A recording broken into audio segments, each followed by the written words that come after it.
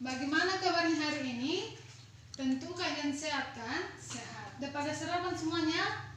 Sudah, bagus. Berarti udah semangat nanti mengikuti proses pembelajaran kita hari ini kan? Nah, sebelum kita mulai proses pembelajaran kita, terlebih dahulu kita berdoa. Dipimpin oleh si Jonathan. Doa dimulai. Doa selesai. Nah, sekarang kita masuk ke mata pelajaran ilmu pengetahuan sosial atau IPS yang topiknya adalah menghargai jasa dan peranan tokoh perjuangan dalam memproklamasikan kemerdekaan Indonesia. Nah, pada menghargai jasa dan peranan tokoh perjuangan dalam memproklamasikan kemerdekaan Indonesia ini perlu kalian ketahui bagaimana cara menghargai jasa-jasa para pahlawan kita dalam memproklamasikan kemerdekaan Indonesia. Cara yang pertama yaitu mengikuti upacara pengibaran bendera merah putih. Inilah bentuk salah satu mengikuti pengibaran bendera merah putih. Tentu kalian sudah tahu juga, setiap hari Senin kita selalu mengikuti upacara pengibaran bendera merah putih. Iya kan? Setiap hari Senin kita selalu mengikuti pengibaran bendera merah putih kan? Iya.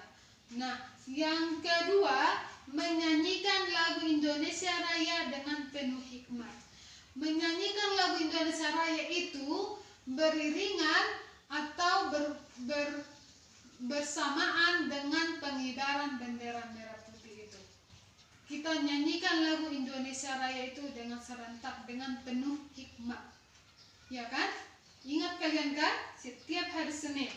Nah, yang ketiga, cara menghargai jasa para pejuang proklamasi kemerdekaan Indonesia itu adalah mengisi Hari Pahlawan, yaitu 10 November dengan kegiatan positif.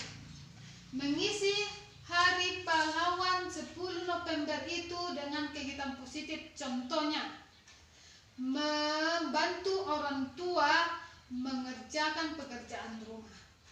Apa itu? Salah satu contohnya mencuci piring, menyapu rumah, menjaga adik.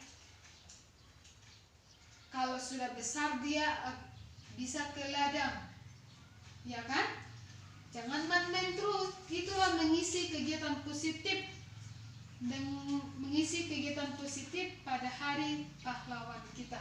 Yang keempat, memperingati peristiwa-peristiwa penting seperti Jepang menyerah kepada sekutu. Yang kedua, peristiwa Rengas Dengklok. Tentu kalian sudah tahu, sudah pernah dengar peristiwa Rengas Dengklok ini. Yang ketiga, perumusan proklamasi.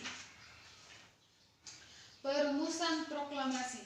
Yang keempat, teks proklamasi. Yang kelima, pernyataan proklamasi kemerdekaan. Yang keenam, rapat raksasa lapangan Ikada. Sudah? Baru yang kelima, mengabadikan nama para pahlawan sebagai nama jalan, gedung, dan lain-lainnya. Nama pahlawan, mengabadikan nama pahlawan sebagai nama jalan. Inilah salah satu contohnya. Inilah gambar, inilah salah satu contohnya mengabadikan nama para pahlawan sebagai nama jalan. Nama jalan apa ini, nak? Iya, betul. Jalan Jenderal Sudirman. Itulah salah satu contohnya. Masih banyak lagi nama para pahlawan kita digunakan sebagai nama jalan. Sudah? Baru gedung. Gedung juga. Gedung ini dinamakan gedung nama pahlawan kita. Ini yang disebut dengan gedung Dr. K.H. Idam Calik. Nanti kalian cari atau searching pada Google, entah dari mana, kalian cari apa peranan Dr. K.H. Idam Calik dalam kemerdekaan Indonesia itu. Sudah? Baru yang keenam, membangun tugu peringatan, monumen atau patung untuk mengenang serta menghormati menghormati jasa para pahlawan. Membangun tugu peringatan. Inilah salah satu tugu peringatan kita sebagai peringatan pahlawan kita kemerdekaan Indonesia itu. Inilah satu tugu peringatan itu. Tugu Monasnya ini, nah inilah dia salah satunya. Baru mana lagi? Patung. Inilah dia patung.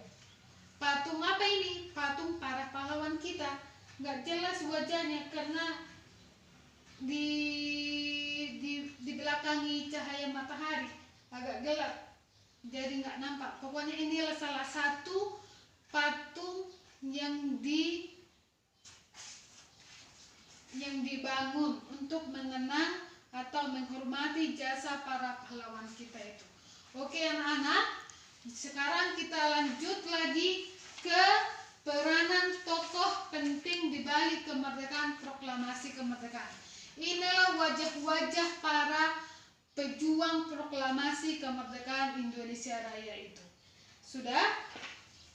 Perhatikan baik-baik gambarnya. Yang mana dari sini Soekarno-Hatta? Mana di sini Bung Hatta?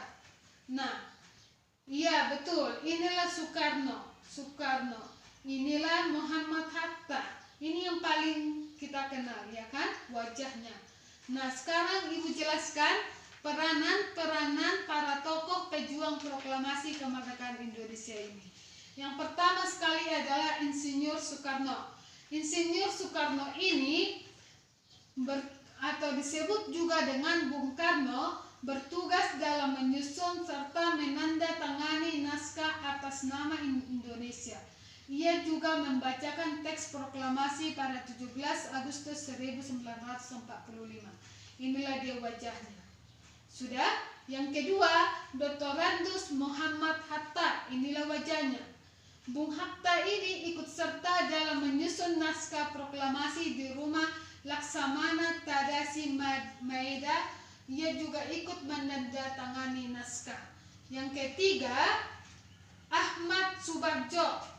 Beliau turut mengonsepkan naskah proklamasi bersama Soekarno dan Hatta.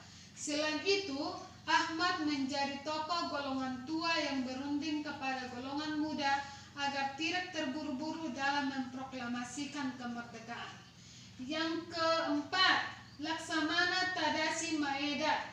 Ia adalah seorang perwira tinggi Angkatan Laut Kekaisaran Jepang. Tempat penyusunan naskah dilakukan di rumah Laksamana Maeda. Setelah Indonesia merdeka, ia memutuskan mundur dari dunia politik dan militer. Jadi, ini adalah orang Jepang. Orang Jepang juga ikut berpartisipasi dalam memperjuangkan kemerdekaan Indonesia itu. Dia ikut prihatin dengan penyiksaan-penyiksaan yang dilakukan oleh bangsa-bangsa lain terhadap Indonesia. Jadi, dia ikut berpartisipasi untuk memperjuangkan kemerdekaan Indonesia itu. Setelah dia berjuang untuk kemerdekaan Indonesia Raya itu, dia mundur dari jabatan. Nah, yang kelima, Sayuti Melik.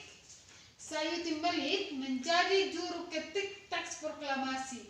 Ia menyempurnakan naskah yang ditulis Soekarno. Ada beberapa kalimat yang ia ubah, diantaranya seperti kata tempuh diubah menjadi tempuh.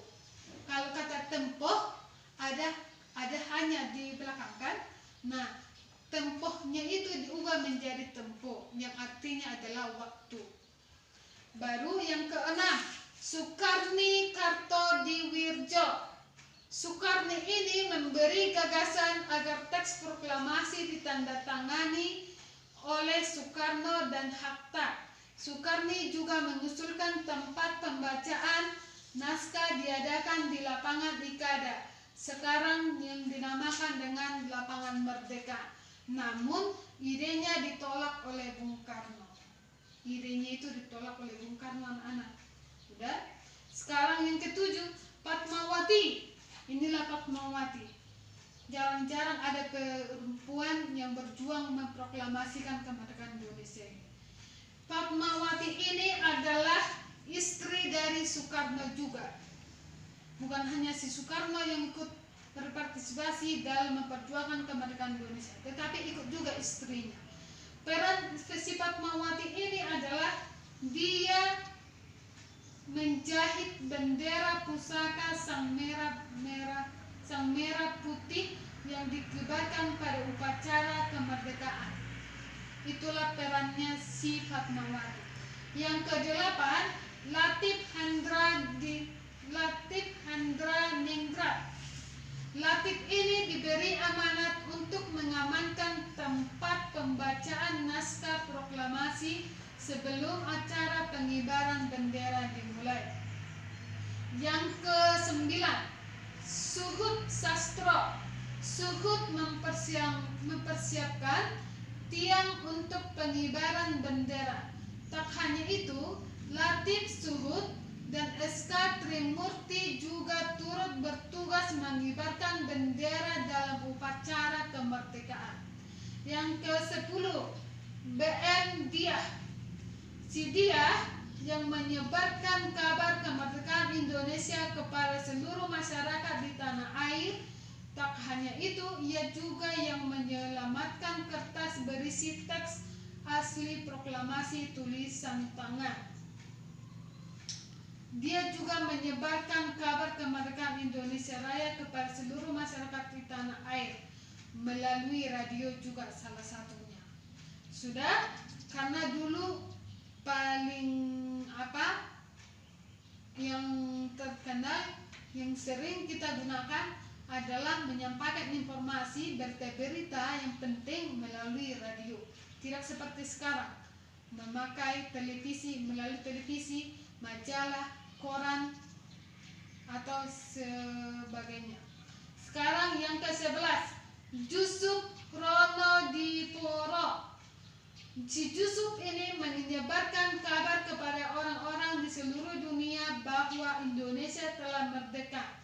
Kabar tersebut ia sampaikan melalui ruang siaran di studio radio Hosokyoku. Inilah juga salah satu yang menyebarkan kabar kepada orang-orang seluruh dunia, bukan hanya Indonesia, mengabarkan bahwa Indonesia itu telah merdeka melalui radio, seperti yang saya bilang tadi, menyampaikan informasi kemerdekaan Indonesia itu melalui radio.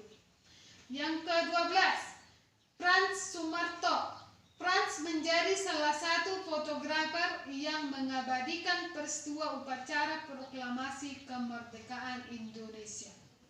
Sudah bisa dilihat wajahnya kan? Inilah para pejuang atau tokoh-tokoh penting di balik kemerdekaan Indonesia itu.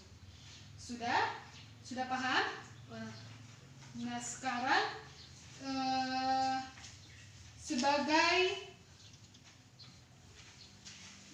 sebagai refleksinya, tolong kerjakan halaman 12 pada buku paketmu, ya. Terima kasih. Itu dikerjakan di rumah ya, dikumpul besok. Untuk menutup pelajaran kita hari ini, terlebih dahulu kita berdoa, dipimpin oleh si Rangga. Doa dimulai. Amin.